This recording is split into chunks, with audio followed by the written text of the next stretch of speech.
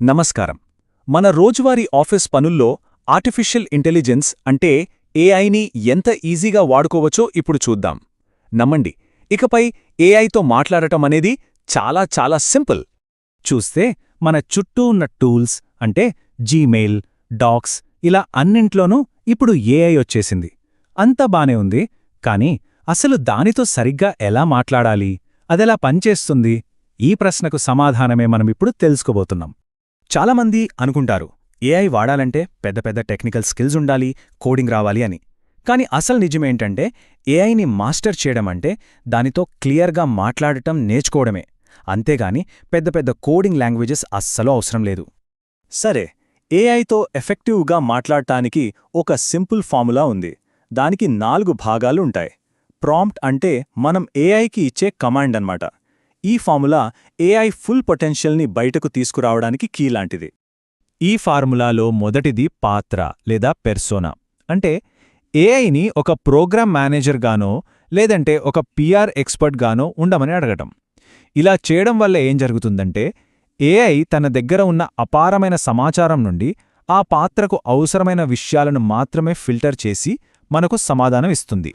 ఇక రెండవది పని అంటే టాస్క్. ఏఐ ఏం చేయాలో మనం సూటిగా స్పష్టంగా చెప్పాలి. అంటే ఒక డ్రాఫ్ట్ ప్రిపేర్ చెయ్యి, సమ్మరైజ్ చెయ్యి లేదా క్రియేట్ చెయ్యి లాంటి కమాండ్స్తో ప్రాంప్ట్ని స్టార్ట్ చేయడం చాలా ముఖ్యం. ఇది ఏఐకి కరెక్ట్ డైరెక్షన్ ఇస్తుంది. మూడోది సందర్భం లేదా కాంటెక్స్ట్. అంటే ఏఐకి మనం అడుగుతున్న పనికి సంబంధించిన బ్యాక్గ్రౌండ్ ఇన్ఫర్మేషన్ ఇవ్వాలి.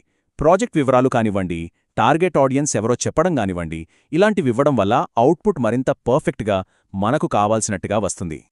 ఇక చివరిగా నాలుగోది ఫార్మాట్. మనకొచ్చే రిజల్ట్ ఏ ఫార్మాట్లో ఉండాలి కూడా మనమే చెప్పొచ్చు. ఉదాహరణకు బుల్లెట్ పాయింట్స్లో కావాలా, టేబుల్ ఫార్మాట్లో కావాలా, లేదంటే ఒక ఈమెయిల్ లాగా కావాలా అని ముందే చెప్తే ఫైనల్ రిజల్ట్ మనకు కావాల్సిన స్టైల్లోనే వస్తుంది. సరే, ఈ 4 భాగాల ఫార్ములాని కలిపి వాడితే ఎలా ఉంటుందో చూద్దామా? ఉదాహరణకు ఇలా అడగాలన్నమాట. పర్సోనా, నువ్వొక ప్రోగ్రామ్ మేనేజర్వి అనుకో. టాస్క్, ఒక ఎగ్జిక్యూటివ్ సమ్మరీ ఈమెయిల్ డ్రాఫ్ట్ చెయ్యి. కాంటెక్స్ట్, ఫలానా ప్రోగ్రామ్ డాక్యుమెంట్ ఆధారంగా చెయ్యి. మరి ఫార్మాట్, బుల్లెట్ పాయింట్స్ మాత్రమే వాడాలి. చూసారు కదా? ఇలా స్టెప్ బై స్టెప్ స్పష్టంగా చెప్తే ఏఐకి మనం ఏమడుగుతున్నామో క్లియర్గా అర్థమవుతుంది. అవుట్పుట్ కూడా అంతే పర్ఫెక్ట్గా వస్తుంది. ఓకే, ఫార్ములా అయితే నేర్చుకున్నాం. ఇప్పుడు మన ప్రాంప్టింగ్ స్కిల్స్ను నెక్స్ట్ లెవెల్కు తీసుకెళ్లేందుకు కొన్ని సూపర్ టిప్స్ చూసేద్దాం.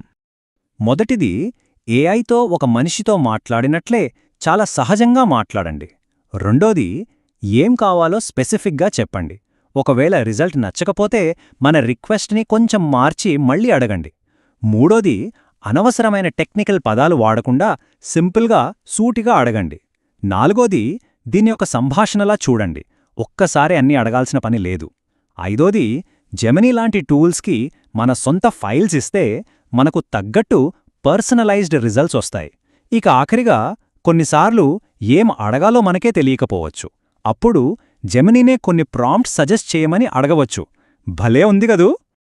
ఇప్పుడిదాకా మనం నేర్చుకున్న ఫార్ములా, టిప్స్ని ఉపయోగించి ఒక రియల్ లైఫ్ టాస్క్ని ఎలా కంప్లీట్ చేయొచ్చో ఇప్పుడు చూద్దాం. ఇది చాలా ఇంట్రెస్టింగ్గా ఉంటుంది. ఉదాహరణకు, ఒక యూజర్ వాళ్ల టీం కోసం ఆఫ్సైట్ ప్లాన్ చేయమని ఏఐని అడిగారనుకుందాం. చూడండి, ఇది చాలా జనరల్ రిక్వెస్ట్. ఇలాంటి సింపుల్ ప్రశ్నలతోనే మనం సంభాషణ మొదలుపెట్టచ్చు.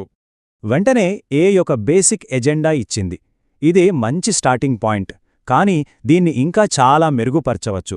ఇప్పుడు మరిన్ని స్పెసిఫిక్ ఫాలోఅప్ ప్రాంప్ట్లతో దీనెలా బెటర్ చేస్తారో చూద్దాం. ఇప్పుడు చూడండి, ఆ యూజర్ ఎజెండాలోని ఒక్క అంశం గురించి మరిన్ని వివరాలు అడుగుతున్నారు. ఏఐతో ఇలా మాట్లాడొచ్చన్నమాట.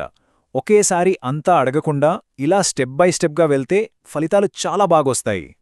ఇక చివరగా ఆ యూజర్ వచ్చిన అవుట్పుట్ని ఒక టేబుల్ ఫార్మాట్లో పెట్టమని అడుగుతున్నారు. మనకు కావాల్సిన ఫైనల్ రిజల్ట్ వచ్చేంతవరకు ఏఐతో ఇలా సంభాషిస్తూనే ఉండొచ్చు. ఇదే ఇటరేషన్ పవర్ అంటే. చూశారా ఫైనల్ అవుట్పుట్ ఎంత అద్భుతంగా ఉందో? కొన్ని సింపుల్ ప్రాంప్ట్స్ ద్వారా ఒక చిన్న ఆలోచనను ఎంత చక్కగా ఉపయోగపడేలా ఫార్మాట్ చేసిన డాక్యుమెంట్గా మార్చేసిందో కదా. ఈ ఏఐ టూల్ ఎంత పవర్ఫుల్లో చూడండి. కమ్యూనికేషన్స్ అయినా, కస్టమర్ సర్వీస్ అయినా, రకరకాల జాబ్ రోల్స్లో ఏఐని ఎలా ఉపయోగించవచ్చో ఈ టేబుల్ చూపిస్తోంది. నిజంగా అవకాశాలకు అంతులేదు. సరే, ఇప్పుడిక మనం సూచనల నుండి స్ఫూర్తి వైపు వెళ్దాం. ఈ స్కిల్ని ఎవరు ఎలా వాడుకోవచ్చో చూద్దాం. మనం గుర్తుంచుకోవాల్సిన ముఖ్యమైన విషయమేంటంటే, ఇది కేవలం టెక్ ఎక్స్పర్ట్స్కి మాత్రమే కాదు. ప్రతి ఒక్కరూ ఈ రోజే నేర్చుకోగల నైపుణ్యం. గొప్ప ఫలితాలు పొందడానికి ప్రాంప్ట్ ఇంజనీర్ అవ్వాల్సిన పని లేదు. కొన్ని సింపుల్ టెక్నిక్స్ ఫాలో అయితే చాలు.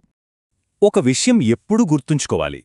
ఏఐ అనేది మన పనికి సహాయం చేసే ఒక టూల్ మాత్రమే. అది మనల్ని రీప్లేస్ చేయలేదు. ఫైనల్ అవుట్పుట్కి బాధ్యత, ఓనర్షిప్ ఎప్పుడూ మనదే. మన కొత్త ఏఐ కలీగ్ రెడీగా ఉంది. ఇప్పటిదాకా మనం నేర్చుకున్నదంతా ప్రాక్టీస్ చేసే టైం వచ్చేసింది. మరి మొదటగా దాన్ని ఏమడగబోతున్నారు?